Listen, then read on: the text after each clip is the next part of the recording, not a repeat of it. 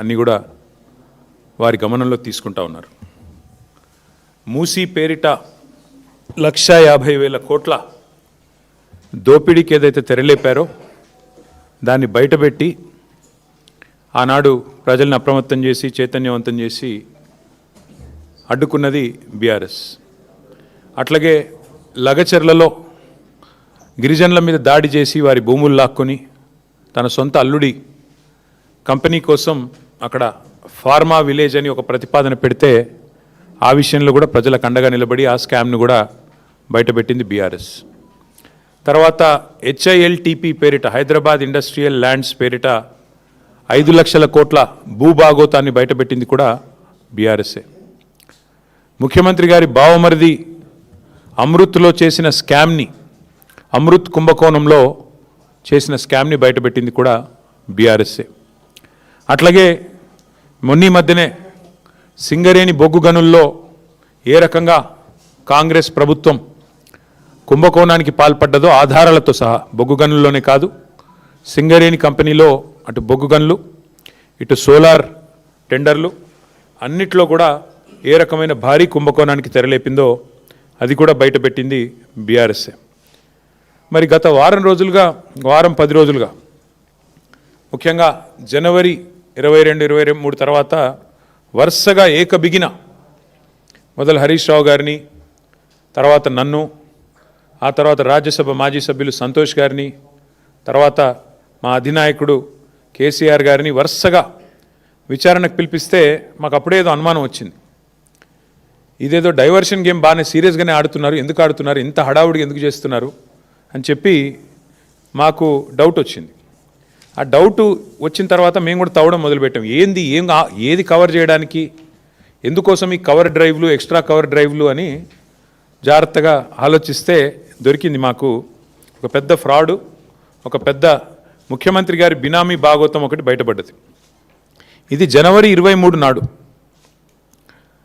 కేంద్ర ప్రభుత్వం అట్లాగే రాష్ట్ర ప్రభుత్వానికి సుప్రీంకోర్టు నోటీసులు ఇచ్చింది.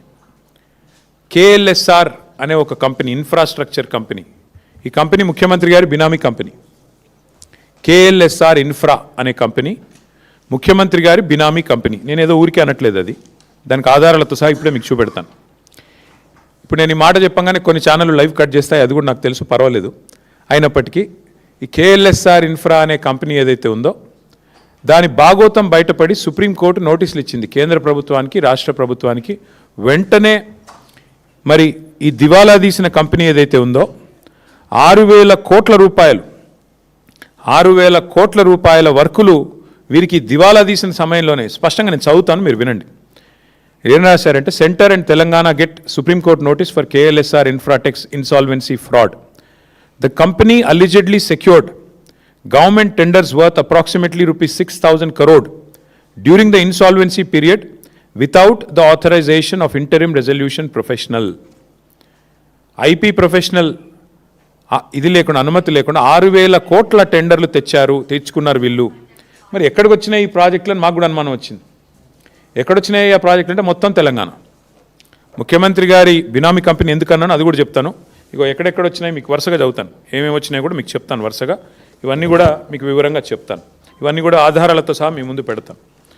ఇవాళ వాస్తవం ఏంటి అంటే, రేవంత్ రెడ్డి గారు చీఫ్ మినిస్టర్ కాదు, ఆయన బినామీ చీఫ్ మినిస్టర్ అని అందరికీ తెలుసు. ఎందుకంటే ఆయన వేరే వాళ్ళ కోసం ఇక్కడ ఆయన ఏదో అట్లా చూడడానికి అట్లా ఆయన ముంగటుంటాడు, కానీ వెనకాల ఆయన నడిపించే వాళ్ళు వేరే వాళ్ళు ఉన్నారు, అది అందరికీ తెలుసు. ఇవాళ ఆయన బినామీ చీఫ్ మినిస్టరే కాదు, బినామీ మాస్టర్ అని చెప్పి కూడా ప్రూవ్ చేసే భాగోతం ఇది. గత 2 ఏళ్లుగా అదేవిధంగా గతంలో కూడా బ్లాక్మెయిల్ చేసి సంపాదించిన డబ్బులు, అప్పనంగా ఈయన అడ్డంగా సంపాదించిన డబ్బును ఈ బినామీ కంపెనీలోకి దొడ్డిదారిన మళ్లిస్తూ ఉన్నాడు. సీఎం సీట్లో కూర్చుని ఇవాళ తన బినామీ కంపెనీకి 1,000 కోట్ల ప్రాజెక్టులు, ఇప్పుడే నేను చెప్పిన ప్రాజెక్టుల పేర్లు కూడా నేను చదువుతాను. ఎక్కడెక్కడ ఇచ్చారా ఆ ప్రాజెక్టులు అంటే మీరు గమనిస్తే, కొడంగల్ లిఫ్ట్ ఇరిగేషన్ మీకు చదివి వినిపిస్తాను, మొత్తం వినిపిస్తాను, మీరు వినండి, కొద్దిగా సావధానంగా వినండి. ఇది ఎట్లా బినామీ కంపెనీ అని మీరు అడగొచ్చు. ఇగో ఇది 2018 సెప్టెంబర్ 27 నాడు రేవంత్ రెడ్డి గారి మీద, ఆయన బంధువుల మీద, ఆయన దగ్గరి వారి మీద ఐటీ రైడ్స్ జరిగినాయి. ఇది టైమ్స్ ఆఫ్ ఇండియా రిపోర్ట్. ఇది రేవంత్ రెడ్డి గారి మీద ఐటీ రేట్లు జరిగితే ఎవరెవరి మీద జరిగినాయంటే ఆ రోజు ఆయనకు 2018 సెప్టెంబర్ 27 ఆ రోజు ఏమేం చెప్పారంటే ఐటీ వాళ్ళు కూడా సాయి మౌర్య ఎస్టేట్స్ అనే కంపెనీ వాళ్ళ బ్రదర్ ఇన్ లో అది వాళ్ళు సరిగ్గా ట్యాక్స్ పే చేయట్లేదు. అట్లాగే IT personal suspect KLSR Infratech and Max Infra India are 2 companies being used to transfer money to Bhupal Infra in the name of subcontract works. Despite having no links with Sai Maurya, KLSR is plowing money into real estate deals. ఈ KLSR infra అనే company ఎందుకు బినామీ అంటున్నా అంటే ఇది ఒక ఆధారం. ఐటీలో ఆనాడు ఐటీ రేడ్లోనే స్పష్టంగా వారు అనుమానం వ్యక్తం చేసి ఈ కంపెనీ బినామీ అని. ఇక రెండో ఆధారం రేవంత్ రెడ్డి గారు తిరిగే కారు ఇది. ఆయన ఫోటో చూడండి, ఇందులో కారులో ఆయన ఉన్నాడు. ఆయన కారు నెంబరు TS07FF 0009. ఇది ఆయన ముఖ్యమంత్రి కాకముందు తిరిగిన కారు. ఈ కారు ఎవరికి రిజిస్టర్ అయింది అనుకున్నారు? ఈ కారు ఎవరికి రిజిస్టర్ అయిందయ్యా అంటే రిజిస్టర్ అయింది కేఎల్ఎస్ఆర్ ఇన్ఫ్రాటెక్ అనే కంపెనీకి. ఆయన తిరిగే సొంత కారు, ఆయన వాడే సొంత కారు. ఆ కారులో ఆయన ఫోటో కూడా ఉంటుంది చూడండి. సో అంటే దాదాపు ఇది 2.5 కోట్లు విలువ చేసే కారు, ల్యాండ్ క్రూజర్. ఆ కారు మరి కేఎల్ఎస్ఆర్ అనే కంపెనీ ఈయనకెందుకు కొనిచ్చింది అంటే ఐటీ వాళ్ళు సమాధానం చెప్పారు. ఎందుకంటే ఈయన డబ్బులు అందులోకెళ్ళి ఇళ్ళకి వస్తూ ఉన్నాయి పెద్ద ఎత్తున. ఈయనకు సంబంధించిన భూపాల్ ఇన్ఫ్రా అనే కంపెనీకి అందులోంచి కేఎల్ఎస్ఆర్ అనే కంపెనీలకు వెళ్ళి వరుసగా మరి ఇట్లా డబ్బులు పంపుతా ఉన్నారు, రియల్ ఎస్టేట్ డీల్స్ చేస్తూ ఉన్నారు. సరే ఇది జరిగింది. అయితే ఇప్పుడేమైంది 2023 జూలైలో ఈ కేఎల్ఎస్ఆర్ అనే కంపెనీకి ఇంకొక కంపెనీ ASMET అనే కంపెనీకి మధ్యన గొడవ జరిగింది. గొడవ జరిగి ఇద్దరు కలిసి national company law tribunal NCLAT వాళ్ళని అప్రోచ్ అయినారు. అప్రోచ్ అయిన తర్వాత ఇప్పుడు ఆ కేసు విచారణ ప్రస్తుతం ఈ కేఎల్ఎస్ఆర్ అనే కంపెనీకి ASMET అనే కంపెనీకి మధ్యన ఇప్పుడు అక్కడ కార్పొరేట్ ఇన్సాల్వెన్సీ రెజల్యూషన్ ప్రాసెస్ అంటారు దీన్ని. దాని కింద విచారణ జరుగుతూ ఉంది. హైలైట్ ఏంటంటే 2023 నుంచి కేసు జరుగుతుంది. ఈ కంపెనీ ఎంత దుర్మార్గమైన కంపెనీ చెప్పడానికి రేవంత్ రెడ్డి గారికి ఎన్ని అపసవ్య బుద్ధులు ఉన్నాయో ఈ కంపెనీ నడిపే వారికి కూడా అన్ని అపసవ్య బుద్ధులే ఉన్నాయి.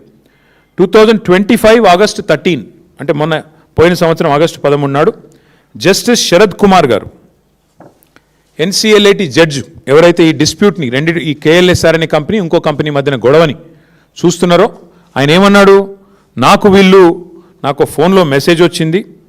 ఆ మెసేజ్లో స్పష్టంగా నన్ను అడుగుతూ ఉన్నారు, మీరు కేఎల్ఎస్ఆర్ అనే కంపెనీకి అనుకూలంగా తీర్పు ఇవ్వండి అని చెప్పి నా మీద ఒత్తిడి పెడుతున్నారు, అందుకే నేను తప్పుకుంటున్నాను అని చెప్పి జస్టిస్ శరద్ కుమార్ అనే వ్యక్తి NCLATలో ఉన్న పెద్ద ఆయన తప్పుకున్నారు. He రెక్యూజ్డ్ himself.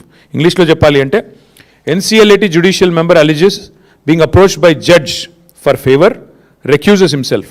ఒక జడ్జి గారు, ఆ మెసేజ్ ఎవరో ఆషామాషి వ్యక్తులు పంపలేదు, ఒక జడ్జి గారు పంపారు కాబట్టి ఈ ఒత్తిడి నేను తట్టుకోలేను అని చెప్పి ఈ జస్టిస్ శరద్ కుమార్ గారు NCLAT నుంచి తప్పుకున్న వార్త. ఇది కూడా అన్ని పత్రికల్లో వచ్చింది. ద హిందూ అనే పత్రికల్లో ఇది వచ్చింది. తర్వాత ఈయన తప్పుకున్నారు. ఇది ఎవరు ఒత్తిడి తెచ్చారు? 25 ఆగస్ట్ అంటే ఈ కంపెనీకి ఇంత పవర్ఫుల్గా అండగా నిలబడి మెసేజ్లు పంపించే శక్తి ఉన్న వాళ్ళు ఎవరు ఈ దేశంలో, ఈ రాష్ట్రంలో? మీకు తెలుసు, నాకు తెలుసు. ఎవరి కారు అయితే వారు వాడుకున్నారో ఇక ఆ వ్యక్తి ముఖ్యమంత్రి రేవంత్ రెడ్డి గారు. మరి ఆయన ద్వారా మరి ఎవరో వీరికి మెసేజ్ పంపి వీరిని ప్రలోభ పెట్టే ప్రయత్నం చేస్తే వెంటనే ఆ జడ్జి గారు కూడా తప్పుకున్నారు. అట్లాగే ఇందాక నేను చెప్పాను మీకు, ఈ కంపెనీ బినామీ కంపెనీ, ఈ కంపెనీలో బినామీ పెట్టుబడులు ఉన్నాయి రేవంత్ రెడ్డివి అని నేను చెప్పడం కాదు. 2018లోనే ఐటీ ఆ రోజు రేడ్ చేసినప్పుడే చాలా స్పష్టంగా చెప్పింది. అసలు ఏ లింకులు లేవు వీళ్ళ సాయి మౌర్య అనే కంపెనీ రేవంత్ రెడ్డి గారి కుటుంబానికి సంబంధించిన రియల్ ఎస్టేట్ కంపెనీకి. మరి లేకపోయినప్పటికీ రియల్ ఎస్టేట్ డీల్స్లోకి ఈ కంపెనీ ఎందుకు డబ్బులు పెడుతోంది అంటే కేఎల్ఎస్ఆర్ అనే కంపెనీ ద్వారా సాయి మౌర్య అనే కంపెనీలోకి డబ్బులు పంపి దాని నుంచి భూములు కొని దానిలో లాభాలు ఆర్జించే పని భూపాల్ ఇన్ఫ్రా అనే కంపెనీ. సాయి మౌర్య భూపాల్ అంటే అది కూడా రేవంత్ రెడ్డి గారి కుటుంబీకులకు సంబంధించిన కంపెనీ. దానికి కేఎల్ఎస్ఆర్ఏ మెయిన్ సూత్రధారి, కేంద్ర బిందువు. అట్లాగే ఇక్కడ ఇంకొక విషయం, 2018లో ఎన్ఫోర్స్మెంట్ డైరెక్టరేట్ ఈడీ వాళ్ళు కూడా వీళ్ళ మీద రేడ్ చేశారు. ఆ రోజు రేడ్ చేసినప్పుడు ఇప్పుడే నేను చదివాను, ఈడీ ఐటీ రేడ్ చేస్తే ఆ రోజే ఈ వార్త కూడా వచ్చింది, ఈ కంపెనీ బినామీ రేవంత్ రెడ్డి గారికి అని అనుమానాలు వ్యక్తమవుతున్నాయి అని చెప్పి వార్తలు వచ్చినాయి. ఈ అనుమానం వ్యక్తం చేయడానికి ఇప్పుడే నేను చెప్పాను, ల్యాండ్ క్రూజర్ వెహికల్ ఏదైతే రేవంత్ రెడ్డి గారు బాహాటంగా తిరిగేటాడో అది కంపెనీ కొనిచ్చిందే. అట్లాగే ఈ మధ్యనేదో దొంగతనం బయటపడే వరకు మార్చినట్టున్నారు. ఇంకా విచిత్రం ఏంటంటే ఇక రేవంత్ రెడ్డి గారు ముఖ్యమంత్రి కాగానే వీళ్ళకి రెక్కలు వచ్చినాయి. బినామీ అని చెప్పడానికి ఎందుకు చెప్తున్నా అంటే రేవంత్ ముఖ్యమంత్రి కాగానే ఇక వాళ్ళ ప్రాజెక్టులు వాళ్ళ కంపెనీ వెబ్సైట్ నుంచి తీసుకున్నాం. ఏమంటారు వీళ్ళు, మాకు ఈ మధ్య కాలంలోనే పెద్ద ఎత్తున 6,000 కోట్ల ప్రాజెక్టులు వచ్చినాయి, అమృత్ స్కీమ్ వచ్చింది, జల్ జీవన్ మిషన్ వచ్చింది, యంగ్ ఇండియా రెసిడెన్షియల్ స్కూల్స్ మొత్తం కలిపి 6,000 కోట్ల రూపాయల వర్క్స్ మాకు వచ్చినాయని చెప్పి, యంగ్ ఇండియా అంటే మన ప్రభుత్వం తీసుకున్న స్కీము, జల్ జీవన్ ముఖ్యమంత్రి గారి కింద అమృత్ స్కీమ్ ఉంది, అన్నిట్లో కూడా 6,000 కోట్ల వర్కులు. నేను చదువుతాను ఎక్కడెక్కడ వచ్చినాయో కూడా చెప్తాను మీకు. ప్రశ్న ఏమంటే ఇక్కడ చూడండి మీరు, మెదక్లో R&Bలో వర్క్ ఇదంతా, ఇది ఎంతమ్మా క్వాంటమ్, ఇది దాదాపు 116 కోట్లు. ఇక్కడ ఒకటి, తర్వాత మీరు గమనిస్తే ఇది మెదక్లోనే ఇంకొకటి, improvements to Shad Nagar Parigi road, ఇదొక 135 కోట్లు. తర్వాత construction of lift irrigation scheme, ఇది ఎక్కడ, మోతే సూర్యాపేట, ఇది 1910 కోట్లు KLSR ఇన్ఫ్రాటెక్. తర్వాత Rajiv Gandhi lift irrigation scheme, ఇది ఎక్కడ, గణపవరం కోదాడ, ఇది కూడా మరి ఇది కూడా 320 కోట్లు. ఇంకొకటి establishment of new college of veterinary science in Kodangal, ముఖ్యమంత్రి గారి బినామీ కంపెనీ కొడంగల్లో రావాలి కదా, రాకపోతే ఎట్లా, ఇక 145 కోట్లు కొడంగల్. ఆ తర్వాత ఇంకొకటి HMWS ముఖ్యమంత్రి గారి డిపార్ట్మెంటు, మిషన్ భగీరథలో KLSRకి 168 కోట్ల వర్కులు మళ్ళీ. అంటే ఈ రకంగా మొత్తం అమృత్లో, యంగ్ ఇండియాలో, రోడ్లల్లో, జల్ జీవన్లో రకరకాలుగా 6,000 కోట్ల వర్కులు ఇక్కడ ఇచ్చారు. ఎవరికి, ఈ KLSR అనే కంపెనీ. అయితే ఇక్కడ ఇష్యూ ఏంటి అంటే ఈ కంపెనీ 2029 నుంచే దివాలా తీసింది, ఆ ప్రొసీడింగ్ స్టార్ట్ అయిందని ఇప్పుడే నేను చెప్పాను మీకు. 2023లోనే జూలై 23లోనే వీళ్ళు, అంతకంటే ముందు ఇచ్చింటే అర్థం ఉంది, 2023 కంటే ముందు ఇచ్చింటే అర్థం ఉంది. కానీ వీళ్ళు 2023 నుంచి దివాలా తీసి ఇన్సాల్వెన్సీ పిటిషన్ నడుస్తుంది. దివాలా తీసిన కంపెనీ, దివాలా కేసు 23 జూలై నుంచి విచారణలో ఉంటే సిబ్బంది వేతనాలకు డబ్బులు లేవు ఈ కంపెనీ దగ్గర. KLSR అనే కంపెనీకి తమ ఎంప్లాయీస్కి జీతాలు ఇవ్వడానికి డబ్బులు లేక 15 లక్షల రూపాయలు అప్పు తీసుకున్నారు బ్యాంక్ నుంచి. కావాలంటే ఆ వివరాలు కూడా మీ ముందు పెడతాను. అలాంటి కంపెనీకి ఇవాళ సడన్గా, ఇది వాళ్ళదే వెబ్సైట్, 6,000 కోట్ల వర్కులు దివాలా తీసి ఎంప్లాయీస్ జీతాలు ఇవ్వడానికి లేని కంపెనీకి 6,000 కోట్ల వర్కులు వచ్చినాయి అంటే, తెలంగాణలో వరద వారుతోందంటే ఏ రకంగా మరి ఈ కంపెనీకి వస్తూ ఉన్నాయి మనం ఆలోచించాల్సిన అవసరం ఉంది. అయితే ఇక్కడ ఇంట్రెస్టింగ్ విషయం ఏంటి అంటే ఈ NCLATలో ఎప్పుడైతే జడ్జి గారి మీద ప్రలోభ పెట్టే ప్రయత్నం చేశారు, జడ్జి గారిని ఒత్తిడి చేసే ప్రయత్నం చేశారు, అట్లాగే ఆర్థిక లావాదేవీలు నిలిపేయండి అని చెప్పిన తర్వాత కూడా ఈ కంపెనీ ఖాతాల్లో 150 కోట్ల లావాదేవీలు జరిగిన తర్వాత సుప్రీంకోర్టు, నేను చెప్పడం కాదు, జనవరి 23 మొన్న పోయిన వారం జనవరి 23 నాడు సుప్రీంకోర్టు రాష్ట్ర ప్రభుత్వానికి, కేంద్ర ప్రభుత్వానికి ఆదేశం ఇచ్చింది. మీరు ఎట్లా ఈ దివాలా తీసిన కంపెనీకి మీరు ఎందుకు ఇస్తున్నారు వర్కులు? సుప్రీంకోర్టు NCLATలో ఇంత సీరియస్ విచారణ జరుగుతుంటే, కంపెనీ దివాలా తీసిందని వాళ్ళే చెప్తుంటే, ఎంప్లాయీస్ జీతాలకే డబ్బులు లేక 15 లక్షల రూపాయలు వాళ్ళు లోన్లు తీసుకుంటుంటే ఎందుకు ఈ కంపెనీకి మీరు ఇంత పెద్ద ఎత్తున సపోర్ట్ చేస్తున్నారు అంటూ మరి సుప్రీంకోర్టు విచారణకు ఆదేశించింది. ఇది నాది కాదు కవిత్వం, ఇది ప్రెస్ PTI రిపోర్ట్, ఇది సుప్రీంకోర్టు ఇచ్చింది. సో ఇవాళ ఎందుకు ఈ హడావుడి గత వారం రోజులు జరిగింది అంటే దానికి ఇప్పుడైనా మీకు ఆన్సర్ దొరికిందని నేను అనుకుంటా ఉన్నా. ఎందుకు అంటే తన బినామీ భాగోతం, తన బినామీ యొక్క కుంభకోణం, 6,000 కోట్ల వర్కులు ఏదైతే ఈ రాష్ట్ర ప్రభుత్వం KLSR అనే కంపెనీకి, ముఖ్యమంత్రి గారి బినామీ కంపెనీకి ఇచ్చిందో దాన్ని బయట పెట్టక తప్పని పరిస్థితి. ఇప్పుడు సుప్రీంకోర్టు చెప్పిన తర్వాత రాష్ట్రము, కేంద్రం విచారించాల్సిందే, కాబట్టి తప్పని పరిస్థితి. ఇవాళ వాస్తవం ఏంటి అంటే సుప్రీంకోర్టు ఇంకొక మాట కూడా చెప్పింది, CBI or SFIO serious fraud investigation agency or ED, ఈ 3 ఏజెన్సీల ద్వారా వెంటనే విచారణ జరిపించండి. నేను చదువుతాను, ఒకసారి వినండి. The supreme court on January 23rd sought responses of the Center, Telangana, CBI, ED and SFIO on a plea seeking an independent probe into multi-crore corporate fraud involving alleged collusion of state authorities and a high-ranking member of the judiciary. This is a PTI report, not mine. So point ఏంటంటే ఈ ఫ్రాడును, ఈ బినామీ భాగోతాన్ని దాచడానికే గత వారం 10 రోజులు నానా తంటాలు పడి పాపం మిమ్మల్ని ఇబ్బంది పెట్టి మీరు రోడ్ల మీదకి వచ్చి మా నాయకులు, మా కార్యకర్తలు ఇబ్బంది పడి ఏం జరిగిందయ్యా ఇందులో అంటే, ఇగో అసలు విషయం, ఈ దొంగని, ఆ కుర్చీలో కూర్చున్న దొంగని ఇద్దరు పరస్పరం తమ బినామీ భాగోతం బయటికి రాకుండా ఉండడం కోసమే దావోస్ నుంచి ఆదేశాలు ఇచ్చి మరి ఈ డ్రామా నడిపారు. అందుకే ఇప్పుడు ఈ ప్రజల ముందు ఈ విషయాన్ని పారదర్శకంగా మేము ఉంచుతా ఉన్నాం. ఈ దివాలా తీసిన కంపెనీకి 6,000 కోట్లు తెలంగాణలో వర్కులు ఎందుకు ఇచ్చారు, ఏ బేసిస్లో ఇచ్చారు, సూటిగా మేము అడుగుతా ఉన్నాం. వెంటనే ప్రభుత్వం సమాధానం చెప్పాలని చెప్పి కూడా మేము డిమాండ్ చేస్తూ ఉన్నాం. అట్లాగే కోర్టు, సుప్రీంకోర్టు ఏదో ఆషామాషి కోర్టు కాదు, సిబిఐ దర్యాప్తుకు ఆదేశించిన, ఎన్సిఎల్ఐటి లావాదేవీలు నిలిపేయాలని ఆదేశించిన 1,000 కోట్ల కొత్త కాంట్రాక్టులు ఎందుకు ఇచ్చారు, ఎలా ఇచ్చారు, దీనికి సమాధానం ఎవరు చెప్తారు ఈ గవర్నమెంట్లో చెప్పాలని చెప్పి కూడా మేము డిమాండ్ చేస్తూ ఉన్నాం. అసలు వాస్తవం ఏంటంటే ముఖ్యమంత్రి గారు చెప్పాలా, ఎందుకంటే ఆయన డిపార్ట్మెంట్లు ఇవన్నీ, ఆయన కాన్స్టిట్యున్సీలో ఆయన డిపార్ట్మెంట్లో ఇన్ని 1,000 కోట్ల టెండర్లు. ఈ సంస్థ మీద రేవంత్ రెడ్డి గారు ఆయన నిజంగానే ఆయన బినామీ కాకపోతే దివాలా తీసిన కంపెనీ మీద ఎంత ఆసక్తి ఎందుకు ఆయనకి? కమిషన్ల కోసమా, పార్ట్నర్షిప్పా, ఏంటిది అక్రమ సంపాదన మరి అందులోకి తోయడానికా? ఎక్కడెక్కడో కాదు కదా, ఆయన సొంత కాన్స్టిట్యున్సీలో కాలేజీల నిర్మాణం, స్కూళ్ళ నిర్మాణం, కోదాడలో లిఫ్ట్ ఇరిగేషను, తర్వాత తాగునీటి ప్రాజెక్టులు, రోడ్లు, ఒకటి కాదు 6,000 కోట్లు. అదేవిధంగా కంపెనీ ఓపెన్గా వెబ్సైట్లోనే చెప్తోంది కదా, మాకు ఇగో ఇన్ని వర్క్లు వచ్చినాయని. ఇది కూడా చూడండి, ఇగో మీరు షాద్ నగర్ టు పరిగి రోడ్, ఇది కొడంగల్ కాన్స్టిట్యున్సీది, దీనికి 185 కోట్లు, దీనికి కూడా వారికే డబ్బులు ఇచ్చారు. ఇంకా చాలా ఉన్నాయి అట్లా చెప్తే, ఇంకేమున్నాయి? ఇగో ఇది కూడా ఇంకోటి రోడ్డు, దాదాపు 116 కోట్లు, ఇంకొక రోడ్డు, ఇట్లా చాలా ఉన్నాయి, కావాలంటే మీకు అంతా ఇస్తాం మీకు. అంటే ఇక్కడ అన్నిటికన్నా ముఖ్యమైన ప్రశ్న, మరి దివాలా తీసిన ఈ కంపెనీ బ్యాంక్ గ్యారంటీలు ఎడికెళ్ళి ఇచ్చింది? ప్రభుత్వం బయట పెట్టాలి, ఇప్పుడు చెప్పాలా ఏ రకంగా ఈ కంపెనీ బ్యాంక్ గ్యారంటీలు పెట్టింది, ఎక్కడి నుంచి తెచ్చిపెట్టింది? రూపాయి లేని కంపెనీ, జీతాలకు బ్యాంక్ లోన్ తీసుకునే కంపెనీ ఉద్యోగుల కోసం, మరొకవైపు దివాలా ప్రక్రియ జరుగుతున్న సమయంలో ఆర్థిక లావాదేవీల మీద నిషేధం ఉన్నప్పుడు 100 కోట్ల బ్యాంక్ గ్యారంటీలు ఈ కంపెనీ ఎట్లా సమర్పించింది? దీనికి ఎవరు అండగా నిలబడ్డారు గవర్నమెంట్లో? ఎవరి ఆదేశాల మేరకు ఇన్ని 1,000 కోట్ల వర్కులు ఈ కంపెనీకి వచ్చాయి? ఇది ఖచ్చితంగా రాష్ట్ర ప్రభుత్వ పెద్దలు సమాధానం చెప్పి తీరాలి.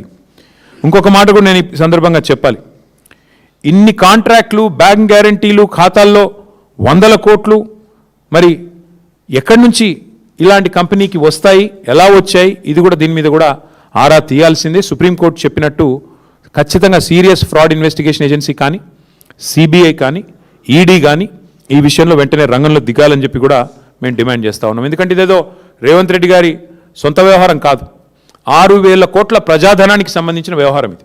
అందుకే ఇది కంపెనీ వ్యవహారమో కంపెనీ ఇష్యూో కాదు, ఇది ప్రభుత్వము, ప్రజల ధనము, న్యాయ వ్యవస్థను దుర్వినియోగం చేసి ఆఖరికి ఒక న్యాయమూర్తిని కూడా ఒత్తిడికి లోన్ చేసిన ఒక దుర్మార్గమైన కేసు. కాబట్టి తప్పకుండా వెంటనే స్పందించాలి ప్రభుత్వం మేము డిమాండ్ చేస్తూ ఉన్నాం. అట్లాగే సూటిగా నేను కొన్ని ప్రశ్నలు అడుగుతా ఉన్నాను ఇవాళ ఈ ప్రభుత్వాన్ని. సిఐఆర్పిలో అంటే దివాలా ప్రక్రియ తెలుగులో చెప్పాలంటే సిఐఆర్పిలో ఉన్న సంస్థకి గత 2 ఏళ్లుగా ఈ ప్రక్రియ సాగుతోంది, ఇవాళ కొత్తది కాదు. ఉన్న సంస్థకి కాంట్రాక్టులు ఎట్లా ఇచ్చారు? అంతకంటే ముందు ఇచ్చి ఉంటే ఓకే, అర్థం చేసుకోవచ్చు, కంపెనీ ఆర్థికంగా బాగానే ఉందని చెప్పొచ్చు. కానీ 23 జూలై తర్వాత ఇన్సాల్వెన్సీ వెళ్ళిపోయిన తర్వాత ఏ రకంగా ఈ కంపెనీకి ఈ రాష్ట్రంలో కాంట్రాక్టులు ఇచ్చారు చెప్పాల్సిన బాధ్యత ప్రభుత్వం మీద ఉంది. నెంబర్ 1. మరి ముఖ్యమంత్రి గారికి కారు ఇచ్చినందుక లేకపోతే వాటా ఇచ్చినందుక ఇది క్విడ్ ప్రో కో కాదా? ముఖ్యమంత్రి గారికి కారిచ్చి ముఖ్యమంత్రి గారికి మరి ఎన్నికల సమయంలో నిధులు సమర్పించుకుంటే ఇచ్చారా? ఎందుకు ఇచ్చారు? క్విడ్ ప్రో కో కాదా? దివాలా తీసిన కంపెనీకి ఎట్లా కాంట్రాక్టులు ఇచ్చారు? ఇది క్విడ్ ప్రో కో కాదా? తర్వాత బినామీ సంస్థ కాకపోతే నేను అడిగేది, కంపెనీపై నిషేధం ఉన్నా కూడా కాంట్రాక్టులు ఎట్లా ఇచ్చారు? ఈ కంపెనీకి ఎలా వచ్చినాయి కాంట్రాక్టులు ఇట్లా ఇన్సాల్వెన్సీలో ఉన్నప్పుడు అనేది ఇంకో ప్రశ్న. మరి మనీ లాండరింగ్ జరగకపోతే బ్యాంకు ఖాతాలన్నీ స్తంభింపజేసిన తర్వాత 100 కోట్లు ఎట్లొచ్చినాయి? ఆలోచించండి. అట్లాగే ఖచ్చితంగా ఈ విషయంలో సీఎం పాత్ర ఏంది తేలాల్సిందే. అసలు సీఎం గారికి ఈ కంపెనీకి ఉన్న సంబంధం ఏంటి తేలాలి. అట్లాగే మా పార్టీ నుంచి కొన్ని డిమాండ్లు కూడా ఇవాళ ప్రభుత్వానికి పెడతా ఉన్నాం. తక్షణమే సుప్రీంకోర్టు ఆదేశం ఇచ్చిన తర్వాత తదుపరి మీకు ఏమైనా కనీసం సిగ్గు లజ్జా ఉంటే వెంటనే కేఎల్ఎస్ఆర్ కంపెనీకి ఈ రాష్ట్రంలో ఇచ్చిన ప్రతి కాంట్రాక్ట్ రద్దు చేయాలి అని డిమాండ్ చేస్తూ ఉన్నాం. అట్లాగే ప్రస్తుతం ఏదైతే వర్క్స్ జరుగుతున్నాయో తక్షణమే వాటిని నిలిపేయాలని చెప్పి కూడా డిమాండ్ చేస్తూ ఉన్నాం. దాంతోపాటు సుప్రీంకోర్టు విచారణ పూర్తయ్యేదాకా, సుప్రీంకోర్టు ద్వారా ఆదేశించబడ్డ విచారణ పూర్తయ్యేదాకా ఈ కంపెనీకి ఎట్టి పరిస్థితుల్లో ఈ రాష్ట్రంలో మరొక వర్క్ కూడా ఇవ్వకుండా బ్లాక్ లిస్ట్లో పెట్టాలని చెప్పి కూడా డిమాండ్ చేస్తూ ఉన్నాం. అన్నిటికన్నా మించి, మా డిమాండ్ అన్నిటికీ మించి, అసలు ఈ బినామీ భాగవతం వెనకాల ఉన్న వ్యవహారం మొత్తం మీద సిబిఐ, ఈడీ లేదా ఎస్ఎఫ్ఐఓ సుప్రీంకోర్టు ఆదేశాల మేరకు వెంటనే రంగంలోకి దిగాలి. జనరల్గా ఒక రాష్ట్రంలోకి సిబిఐ, ఈడీ రావాలంటే మొన్న కిషన్ రెడ్డి గారు మహానుభావుడు చెప్పాడు, కొత్త విషయం మాకు తెలియదు. రాష్ట్ర ప్రభుత్వం కోరుకుంటే మేము విచారణకు ఆదేశిస్తామని చెప్పాడు. ఎవడైనా దొంగ నన్ను పట్టుకోండా అని చెప్పి పోలీస్ స్టేషన్ పోయి కంప్లైంట్ ఇస్తాడా? కానీ ఇక్కడేమైంది, సుప్రీంకోర్టు ఆల్రెడీ చెప్పింది, ఇక తప్పించుకోలేడు కిషన్ రెడ్డి కూడా. సుప్రీంకోర్టే చెప్పింది సిబిఐ రంగంలో దిగండి, ఈడీ రంగంలో దిగండి, ఎస్ఎఫ్ఐఓ రంగంలో దిగండి అని చెప్పింది. సుప్రీంకోర్టు సెంటర్కి నోటీస్ ఇచ్చింది, స్టేట్కి నోటీస్ ఇచ్చింది. నిజంగా కిషన్ రెడ్డి గారు బీజేపీ ఇవాళ రేవంత్ రెడ్డిని కాపాడుతున్న మాట నిజం కాకపోతే వెంటనే సిబిఐ, ఈడీ, ఎస్ఎఫ్ఐఓ రంగంలో దిగాలి. ఈ బినామీ భాగోతం, కేఎల్ఎస్ఆర్ భాగోతం వెంటనే విచారణ ప్రారంభించి చర్యలు తీసుకోవాలని చెప్పి మేము డిమాండ్ చేస్తూ ఉన్నాం. తీవ్రమైన అవకతవకలు, ఆర్థిక కుంభకోణం, క్రిమినల్ కుట్ర, అధికార దుర్వినియోగం, వీటన్నిటి మీద, మనీ లాండరింగ్ మీద, ముఖ్యమంత్రి గారి పాత్ర మీద కూడా సిబిఐ, ఈడీ వెంటనే విచారణ చేయాలని చెప్పి కూడా మేము డిమాండ్ చేస్తూ ఉన్నాం. దీని మీద వేగంగా స్పందించాల్సిన బాధ్యత ఖచ్చితంగా కేంద్ర ప్రభుత్వం మీద ఉంది. ఇప్పటికే మీకు నోటీస్ ఇచ్చి మరి సుప్రీంకోర్టు 10 రోజులు అయింది. మేము 10 రోజుల తర్వాతే మాట్లాడుతున్నాం. మీరు స్పందిస్తారేమో అనుకున్నాం, మీరు స్పందించలేదు. అందుకే స్పందించాల్సిన బాధ్యత మీ మీద ఉంది కాబట్టే మీకు గుర్తు చేయడానికే మరి ఇవాళ ఈ ప్రెస్ మీటు. మరి మధ్యలో ముఖ్యమంత్రి గారు దావోస్లో మాయమయ్యారని కూడా వార్తలు విన్నాం. మాయమై సడన్గా 4-5 రోజుల తర్వాత ఎక్కడో తేలారు. ఆ 4-5 రోజులు ఎక్కడ పోయారో ఎవరికీ తెలియదన్నారు. మరి ఇట్లాంటి రహస్య కార్యకలాపాలు చక్కబెట్టడానికా, మరి తమ బినామీ సంస్థలతో మరి భాగోతాలు చేయడానికా, దేనికి పోయారో వారు చెప్పాలా? ఈ డబ్బులు గతంలో మీరు గుర్తుండాలి, మీకు ఉత్తమ్ కుమార్ రెడ్డి పీసీసీ ప్రెసిడెంట్గా ఉన్నప్పుడు, రేవంత్ రెడ్డి పీసీసీ ప్రెసిడెంట్గా ఉన్నప్పుడు ఇలాంటి చాలా ఆరోపణలు చేశారు. ఆధారాలు లేకుండా నోటికి ఎంత వస్తే అంత మాట్లాడినారు. కానీ ఇవాళ మేము ఆధారాలతో సహా మాట్లాడుతున్నాం. ఆధారాలతో సహా పూర్తి స్థాయి బాధ్యత గల ప్రతిపక్షంగా మాట్లాడుతున్నాం. ఈ కుంభకోణం మీద వెంటనే, కేఎల్ఎస్ఆర్ కుంభకోణం మీద వెంటనే కేంద్ర ప్రభుత్వం స్పందించాలి. సిబిఐ, ఈడీ, ఎస్ఎఫ్ఐఓ 3 రంగంలో దిగాలి. సుప్రీంకోర్టు ఇచ్చిన ఈ ఆదేశాన్ని వెంటనే అమలు చేయాలి. కేఎల్ఎస్ఆర్కి ఇచ్చిన ప్రతి ప్రాజెక్టు రద్దు చేయాలి. కేఎల్ఎస్ఆర్ విషయంలో సమగ్ర విచారణ చేయాలని చెప్పి డిమాండ్ చేస్తూ, మరి ఈ విషయాన్ని దయచేసి పత్రికా మిత్రులకు కూడా నా రిక్వెస్ట్, మీకు కూడా చాలా ఒత్తిళ్ళు వస్తాయి. ఈరోజు 10 రోజుల కింద ఈ వార్త వచ్చినా తెలుగులో ఒక్క పత్రిక రాయలేదు, ఒక్క పత్రిక కూడా రాయలేదు. ఇది పీటీఐ రిపోర్ట్, నాది కాదు. కానీ ఎందుకో మరి ఒక్క పత్రిక కూడా రాయడానికి ఇష్టపడలేదు. ఒక సియాసత్ పత్రిక రాసింది, కానీ తెలుగు వాళ్ళు ఎవరు రాయలేదు. నేను మా పత్రికా మిత్రులను కూడా కోరుతా ఉన్నా, ఇలాంటి తీవ్రమైన ఆర్థిక నేరగాళ్లను మరి 4th ఎస్టేట్గా ఉన్న మీరు పట్టించుకోకపోతే, మీరు కూడా వీళ్ళని పట్టుకోకపోతే డెఫినెట్గా వాళ్ళు మరింత చెలరేగిపోతారు, మరింత పెట్టరేగిపోతారు. కాబట్టి మీరు కూడా దయచేసి ప్రజల దృష్టికి దీన్ని తీసుకొని రావాలని సోషల్ మీడియా ద్వారా కూడా మా మిత్రులు, మా సోషల్ మీడియా వారియర్స్ కూడా నా విజ్ఞప్తి. మీరు కూడా తప్పకుండా ఈ విషయాన్ని ప్రతి ఒక్కరికి తెలిసే విధంగా వివరంగా, ఎందుకంటే కొంత కాంప్లికేటెడ్ సబ్జెక్టు, బినామీ భాగోతము 6,000 కోట్లు, కొంత విడమర్చి చెప్పాలనే ఇంత డీటెయిల్గా చెప్పిన. కాబట్టి ఇవన్నీ కూడా పత్రికాముఖంగా మరి మీరు కూడా ప్రచురించాలని కోరుతూ మీ అందరికీ థ్యాంక్ యూ. బంధుత్వం ఉందా లేదా కనబడుతూనే ఉంది కదా బ్రదర్. ఇప్పుడు నువ్వు నాకు ఏం కనెక్షన్ లేకుండా ల్యాండ్ క్రూజర్ కొనిస్తావా? నీ కార్లో నేను తిరుగుతానా? ఏం బంధుత్వం లేదే, ఏం భాగోతం లేదే. కొనిచ్చిందేం సైకిల్ కాదు, కొనిచ్చిందేం చిన్న ఆటో కాదు, ల్యాండ్ క్రూజర్ అనే టొయోటా ల్యాండ్ క్రూజర్ అంటే ఎంత, దగ్గర 2.5 కోట్ల విలువ చేసే వాహనం. అలాంటి వాహనం ఏం సంబంధం లేకుండా, ఏం బంధుత్వం లేకుండా, ఏం బాధరాయన సంబంధం ఏదో ఒకటి లేకుండా ఉత్తైనా కొనిస్తారా ఆయన? మనలోనే నిన్నటిదాకా ముఖ్యమంత్రి తిరిగింది కదా, ముఖ్యమంత్రి అయ్యేదాకా.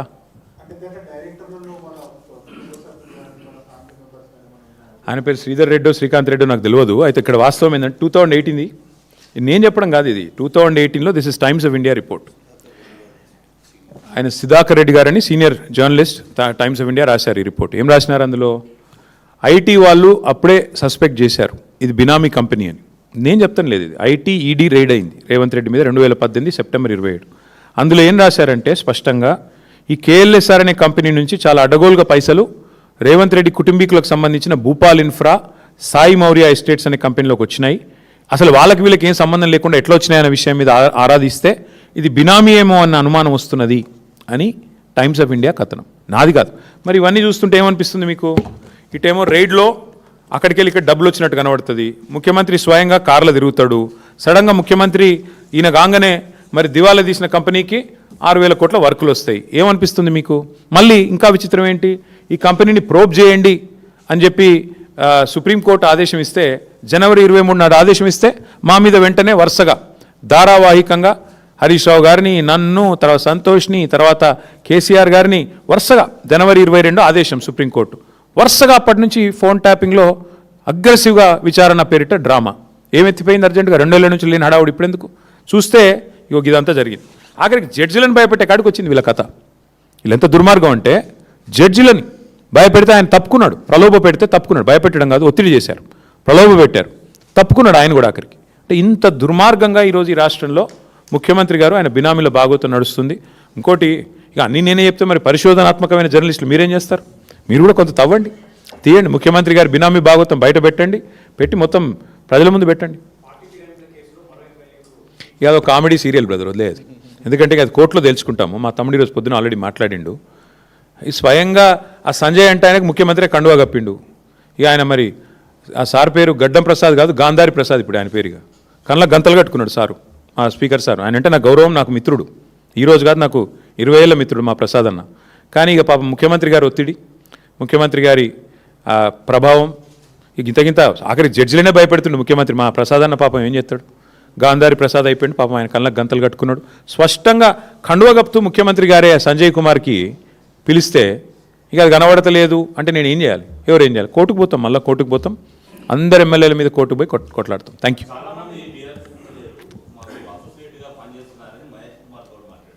సరే, ఆయన ఏం మాట్లాడినా నాకు అనవసరం. మహేష్ కుమార్ గౌడ్ దీని మీద సమానం చెప్పానండి. కేఎల్ఎస్ఆర్ కుంభకోణం మీద మహేష్ కుమార్ గౌడ్ గారు ఏమంటారు, కాంగ్రెస్ ఏమంటుంది, ఏ రకంగా ఒక దివాలా తీసిన కంపెనీకి 6,000 కోట్ల రూపాయలు ఇచ్చారు మహేష్ గౌడ్ గారిని